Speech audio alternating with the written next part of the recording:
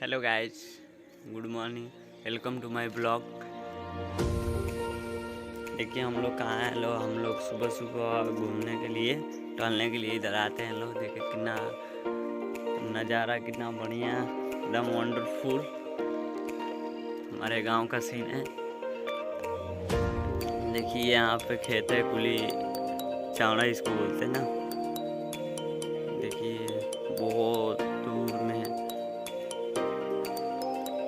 देखिए यहाँ पे पुल है। यहाँ रोड का स्थिति देखिए, रोड बहुत खराब है यहाँ का।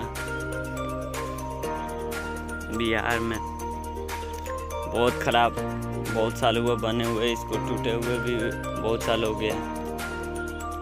बन नहीं रहा है, रिपेयरिंग भी नहीं हो रहा है। वैसे ही चलते हैं।